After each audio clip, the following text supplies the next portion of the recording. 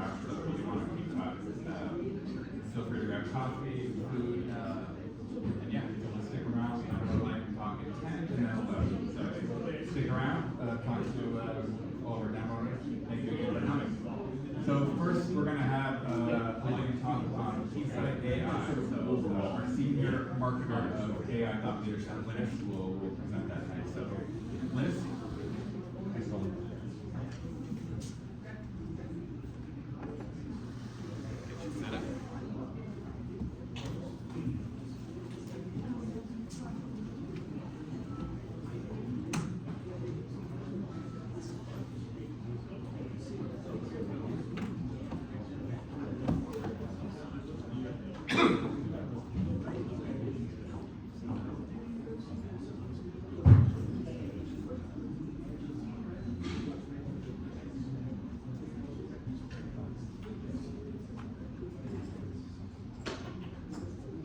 Good morning. Can you hear me okay? Hi, my name is Linus Dausa. I've been with Keysight for 5 years. My background is in electrical engineering, but I went over to the dark side. I'm in marketing now. My role is AI thought leadership. When I walked into this room and I saw all this gear and all the experts here, I said, oh no, I'm trying to tell the overall story here. And in that process, I think I'm going to be having to simplify certain things to connect the dots. And so it's a little intimidating to think I got all the experts here, and if I simplify it too much. So I'd just like to get a feel for, is this a technical audience, or marketing, or sales? Or, this is technical. Okay. So since I'm in marketing, we'll start with some giveaways. Can somebody tell me here who was HP's first customer? Because it was HP, Agilent, and then Keysight. Disney. Disney? Correct. Well done. And what film did Disney use in 1939 to use our first product for which film? Vermeer, big music production, symphonic music, starts with the letter F. Fantastic. Yes. And what product did what was the actual name of the product? And you can see it just around the corner here. So I'm going to leave this as an exercise. First person to find me, wearing a red jacket, can tell me what that first product is. Of course, you can cheat with the internet. But no, I want you to bring me a picture of that first product. That's the products out there. I'll give you the last flashlight. Okay. So there's a garage in Palo Alto that says Silicon Valley started here. That's our legacy. That's our history. It's Hewlett Packard. Really proud to be here and be able to tell a Kai story now as well. So Kai is Keysight AI. We've got a tremendous number of products in our portfolio that can help with the overall AI story.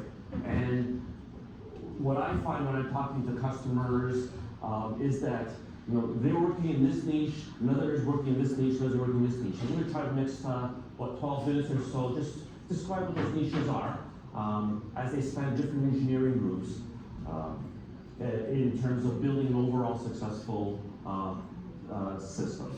I'm going to focus today on data center, but this applies to a wider audience than just data center. So the first fact that I have here is this: the AI market is predicted to be a $1.3 trillion opportunity. Well, as of yesterday, that number's wrong.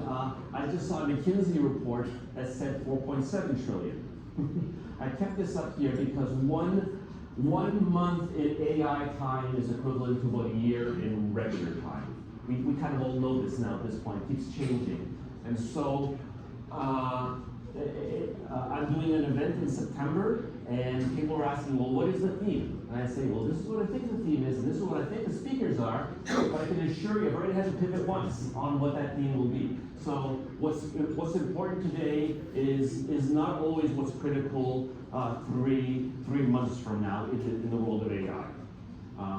Tremendous growth, tremendous opportunities, and we're all just saying, I just want a little sliver of that pie. That little sliver of that pie might be hundreds of millions of dollars. So tremendous opportunities for us.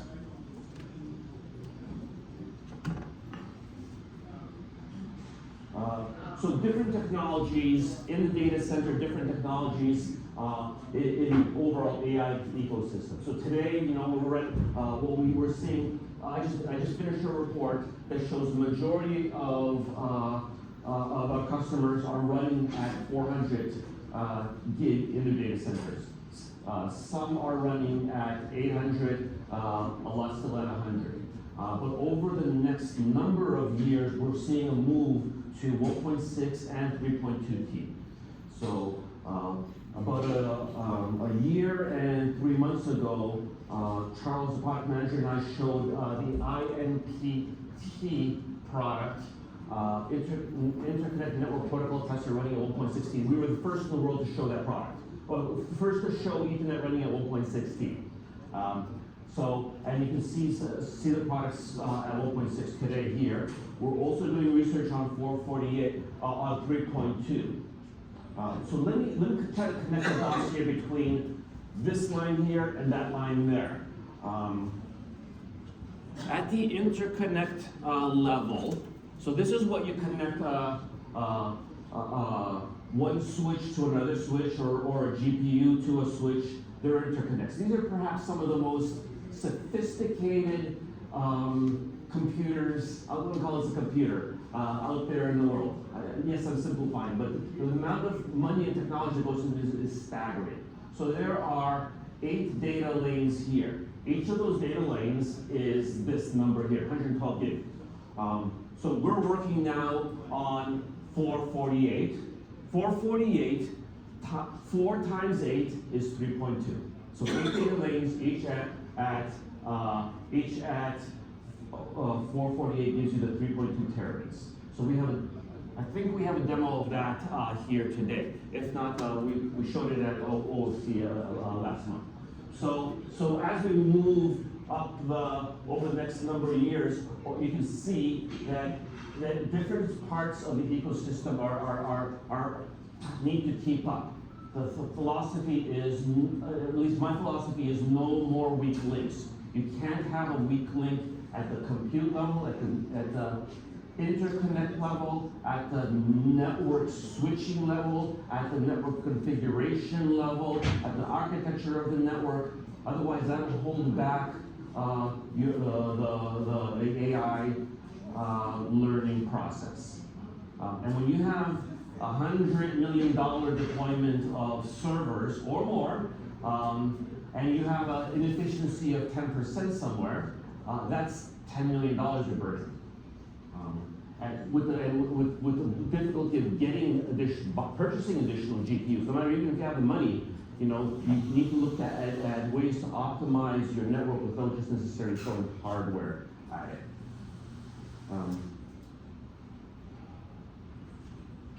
Okay, so let me take a moment here and talk a little bit about how an AI network differs from a traditional data center network.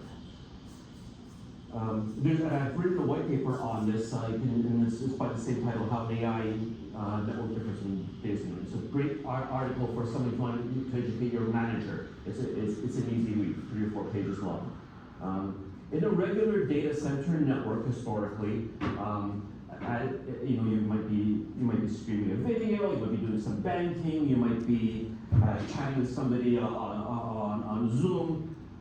Overall, what happens is that that data sort of balances itself out across the links. You've got some large traffic, small traffic, there's traditional balancing mechanisms, and it's relatively straightforward to balance that traffic out. When the network links start to approach about 50% utilization, that's when you decide, I'm going to upgrade my network. That would, that might be the interconnects, it might mean the switches, it might mean the NIC cards in your servers, but that's about the point where you might want to consider upgrading your network. An AI data center network is different.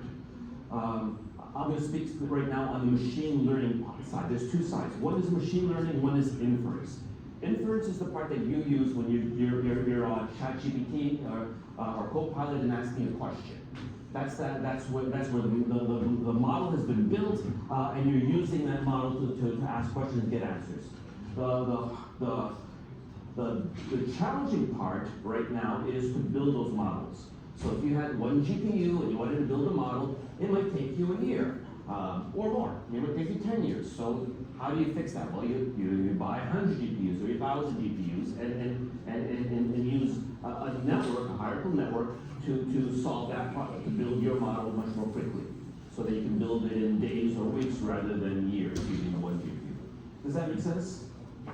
Okay. So the way a model is built, and I'm going to simplify this tremendously because I just don't understand otherwise, is that it does a lot of matrix math,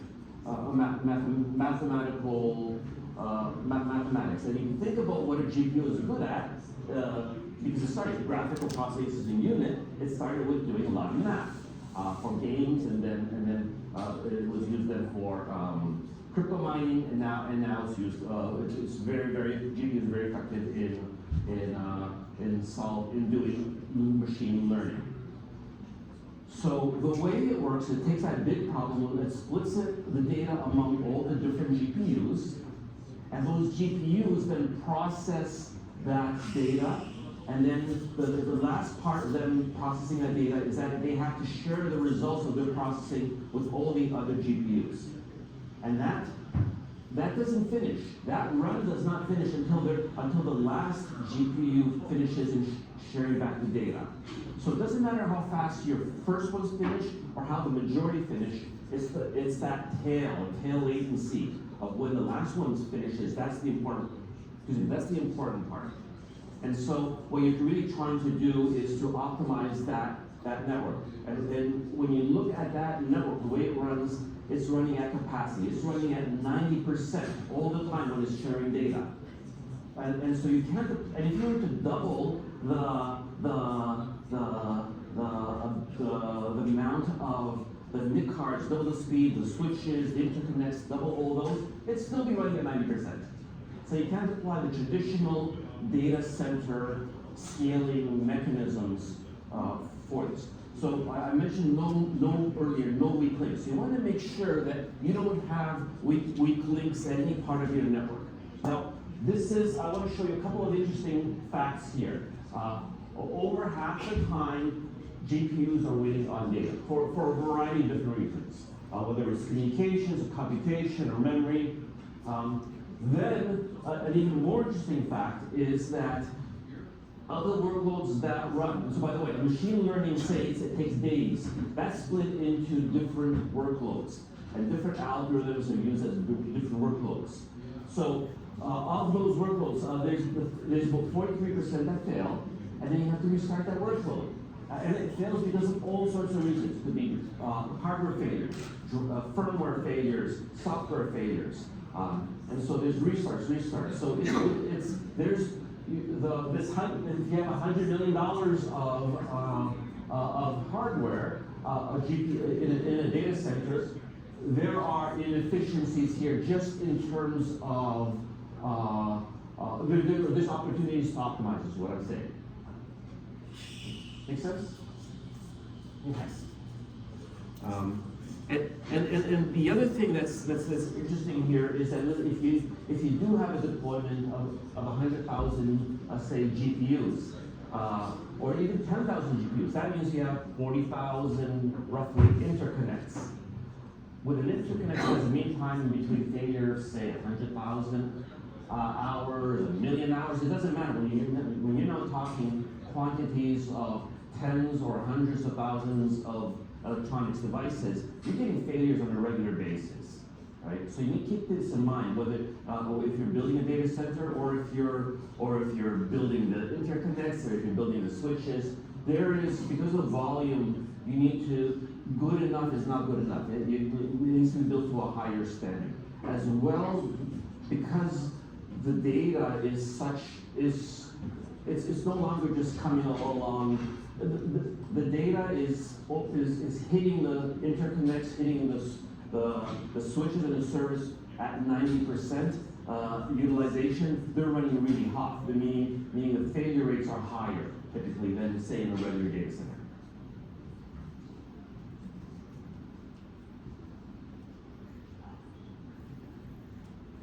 So,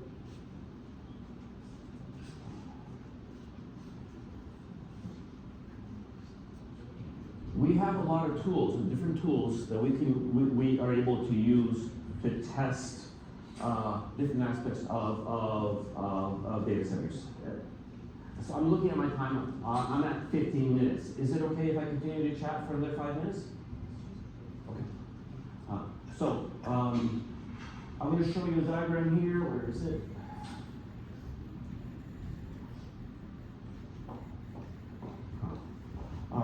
We have 4 major pillars for our products. I'll just skip it ahead, my apologies. 4 major pillars for Kai: compute, interconnect, network, and power. And you're going to see different aspects of this through the various demos here. These pillars cross different engineering groups. And so the people working on compute aren't necessarily people working on interconnect and are not the people working on network. Case in point, I was talking to Neil.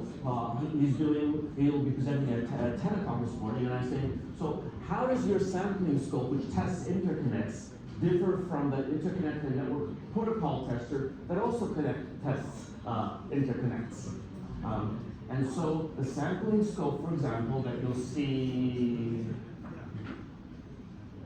over there in the corner with Neil, it does this test at optical level. So you'll see a beautiful what's called an eye diagram. An eye diagram, actually, that's what it looks like. You think that it looks sort of like an eye. And that shows the difference between the 0 and the 1. And the black in the air is where there should be no signal.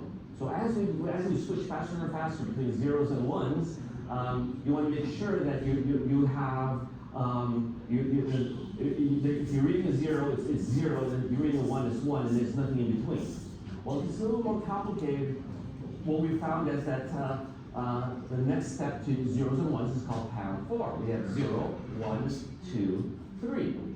So it's no longer 0, 1, 0, 1, 2, 3. And so you'll see a black space between the 0 and the 1, you see a black space between 1 and 2, see a black space between 2 and 3. So you have 3 eyes there, all the same voltage, same level as before.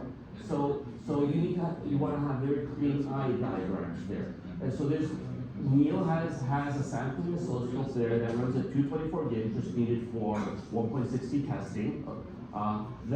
That'll help you to build, test, and design an interconnect at 1.6T or 224 gig. Over here, we have another tool called the Interconnect Network Protocol Tester that is used to also test interconnects, but it's done then at a higher level. So I pointed out some interconnects here for you. I've had the opportunity at trade shows in the past 2 years to test the latest and greatest of interconnects. Not to test, to present. And usually I get them like a day or 2 before the show. And they're always bleeding edge. And they always work. And you're always getting, if it's an 800 gig signal at ZR optic long range, 800 gig, it works. If it's an LPO, it works. If at 1.6T, it works. But when you actually look inside and look at the lanes of traffic and look at the error correction that's happening, 2 optics are not the same. So they're all passing traffic, but from the same vendor, the optics, quality of the optics is not the same. So it's fine if you're just doing 2. If you're deploying 1,000 or 10,000 or 100,000, you need to ensure that you're not meeting minimum standards, that you're actually be able to, it's called a forward error correction, effect tail. You want to make sure that your effect tail is not 10 to minus 6, but it's at 10 to minus 8 or better. The idea here being that you've got some wiggle room, because this one's going to be a little bit manufactured different than this one. So you want to ensure that you've got some room within that variance of manufacturing for successful deployment when you talk consuming. So we've got tools there, 2 different tools to test interconnects. Then moving up the stack to the network, you want to be able to test to ensure that your network supports this sort of traffic. Remember, I was mentioning that it only finishes when the workload only finishes when the last GPU shares its data back. So we have tools to model that. That's called KAI Data Center Build, to model the traffic. Each port on our box represents a GPU and a network card. So you don't have to buy expensive GPUs. You don't have to have network engineers who can write test cases for AI. The idea here is we provide the same traffic as seen on from a real AI network, and we can simulate that. You can actually emulate that traffic and optimize your much larger network. I think I'm going to finish here. Happy to try to connect the dots for you further on. I'm going to be walking around here all day. If you have any questions, please come on, talk to me. And I left you with some homework for that last flashlight. So good luck in reading a picture of what our first product was.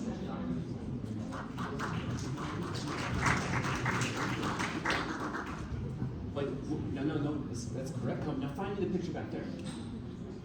The plot is actually back there. Around the corner.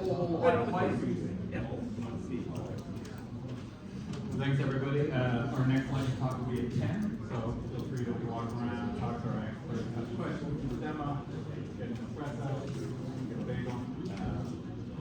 Feel free, myself, Colin, and Robbie, my colleague, are walking around in charge of the event, so if you need anything, thank you. I'm just coming in to cut you off. Yeah. Any advice?